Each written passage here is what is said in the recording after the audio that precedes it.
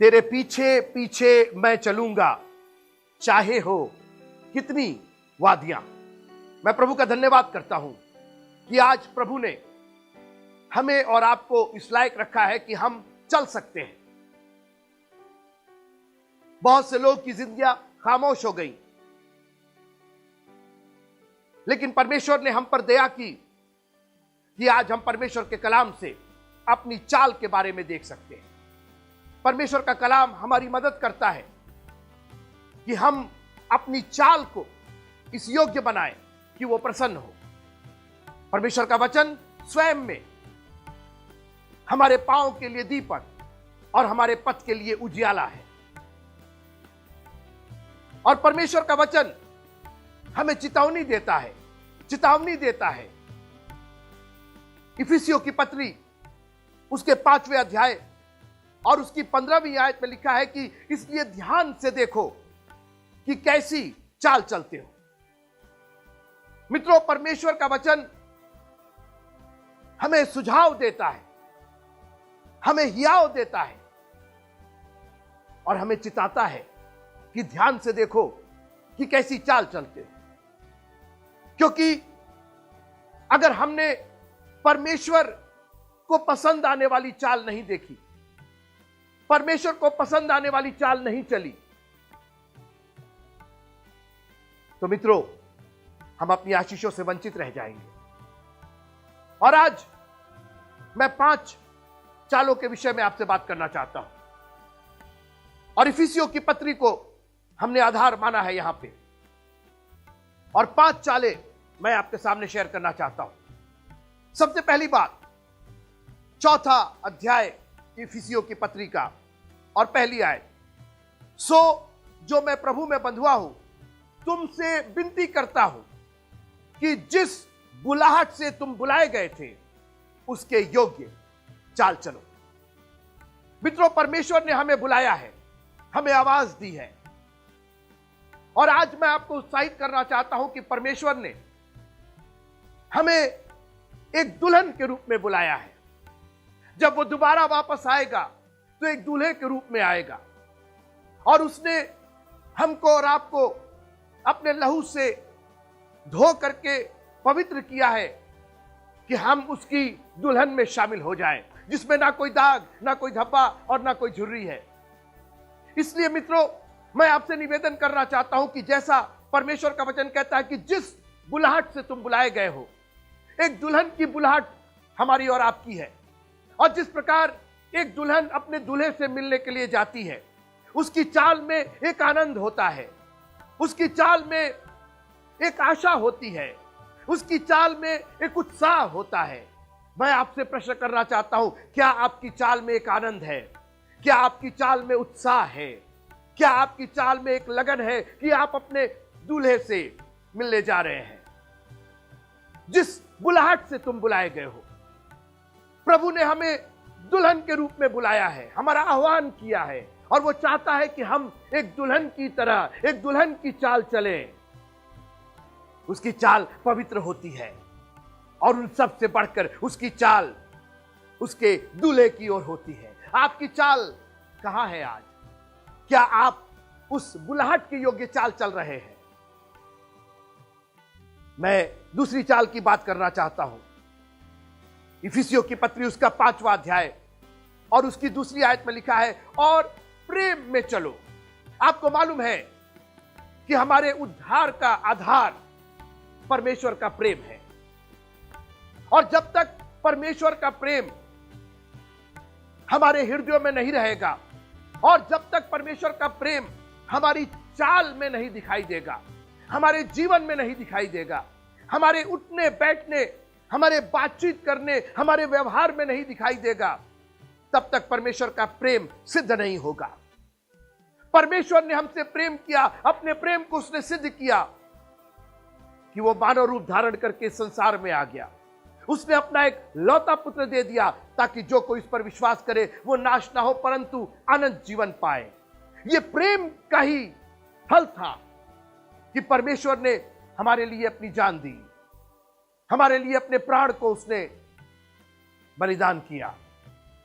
मित्रों, हम और आप परमेश्वर से कितना प्रेम करते हैं?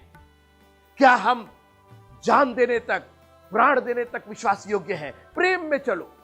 यीशु मसीह शुरू से लेकर के आखिर तक प्रेम में चलते रहे, यहां तक कि इतना प्रेम दिखाया कि उनके सताने वालों को उसने आशीष दी और कहा, हे पिता, इन्हें क्षमा कर, क्योंकि ये नहीं जानते कि ये क्या कर रहे हैं। ये चाल है, प्रेम की चाल है।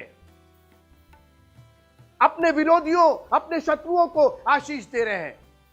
उनके जीवन में यह चाल दिखाई दे रही है। इसलिए ध्यान से देखो कि कैसी चाल चलते हो। इफिसियों की पत्री उसका 4 अध्याय और 15वीं आयत में लिखा है, वरन प्रेम में सच्चाई से चलते हुए सब बातों में उसमें जो सिर है अर्थात मसीह में बढ़ते जाओ। प्रेम में सच्चाई से चलो। देखिए, जब परमेश्वर का प्रेम आपके जीवन में होगा, जब परमेश्वर का अनुग्रह आपके जीवन में होगा, तो परमेश्वर की सच्चाई भी आपके जीवन में होगी। और वो सच्चाई आएगी कहां से? वो आएगी परमेश्वर के वचन से। जब आप परमेश्वर के प्रेम में होकर के आगे बढ़ते हैं, तो उस सत्य को पहचानिए, क्योंकि यीशु मसीह ने कहा कि जब वो आत्मा आएगा, सत्य का आत्मा आएगा, तो तुम्हें सब बातें बताएगा। परमेश्वर चाहता है कि हम प्रेम में सच्चाई से चले, हमारी चाल में खराई हो, हमारी चाल में कुटिलता ना हो, हमारी चाल में ईर्ष्या और द्वेष ना हो, हमारे चाल में दूसरों के लिए कोई बुराई ना हो, दूसरों के लिए कोई वैमनस्यता ना हो। प्रेम में सच्चाई से चलते हुए। हमारा प्रभु सत्य है। यीशु मसीह ने कहा, मार्ग, सत्य और जीवन मैं हूं। वो जो सत्य है, वो चाहता है कि उसके अनुयायी, उसकी दुल्हन उससे प्रेम करे और सच्चाई में चले। इफिसियों की पत्री उसके 5वें अध्याय और उसकी 8वीं आयत में लिखा हुआ है, ये चौथी चाल, क्योंकि तुम तो पहले अंधकार में थे, परंतु अब प्रभु में ज्योति हो।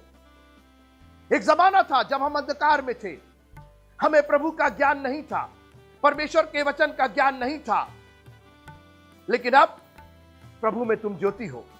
सो ज्योति की संतान की नाई चलो।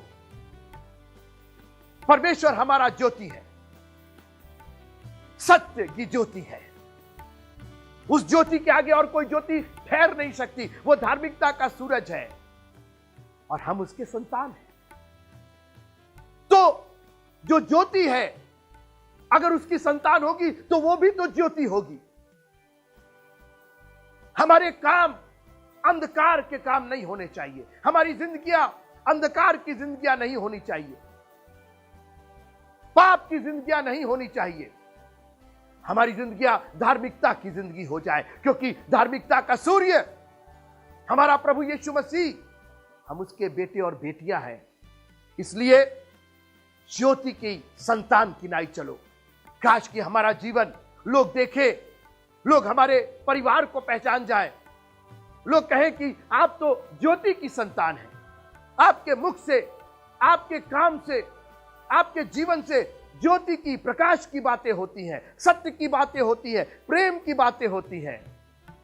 इसलिए ध्यान से देखो कि कैसी चाल चलते हो।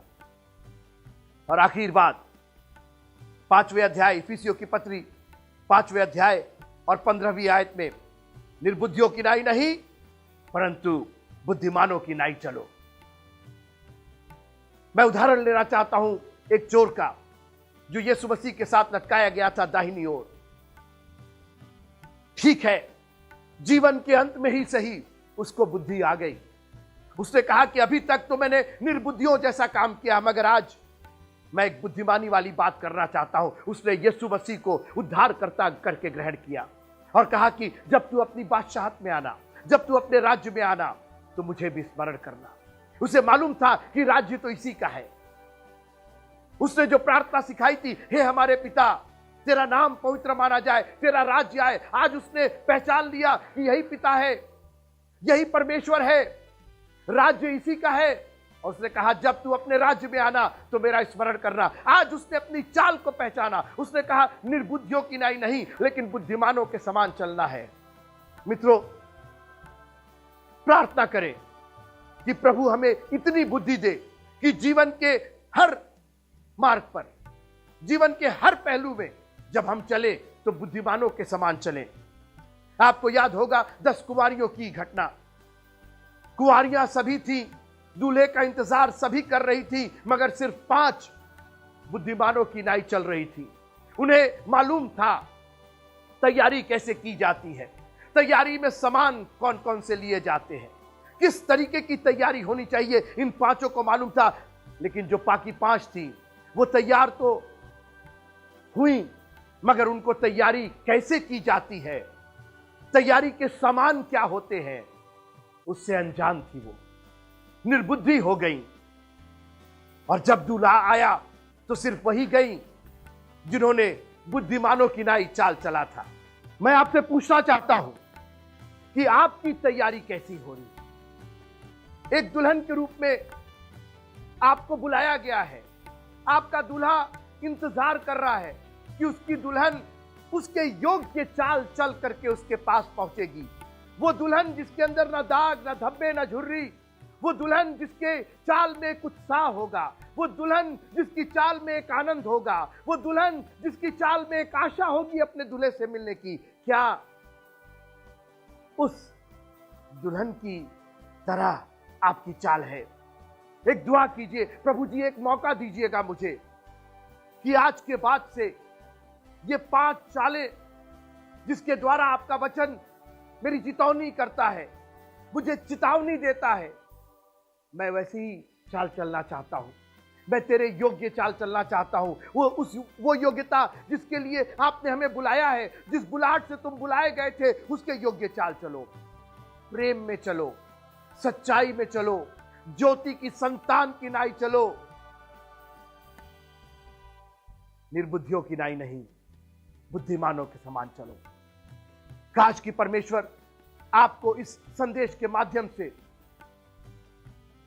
इतनी आशीषें दे कि आज के बाद से आपकी जो चाल परमेश्वर को पसंद नहीं आ रही है वो बदल जाए और आपकी चाल नई हो जाए। जैसा आपका मनुष्यत्व नया होता है, आपकी चाल भी नई हो जाए। बुद्धिमानों के समान, निर्बुद्धियों के समान नहीं, आपकी चाल बुद्धिमानों के समान हो जाए। इसलिए ध्यान से देखो कि कैसी चाल चलते हो। निर्बुद्धियों की नाई नहीं, पर बुद्धिमानों की नाई चलो। परमेश्वर आप सबों को बड़ी आशीष दे कि आपकी चाल परमेश्वर को पसंद आए। जय मसीह।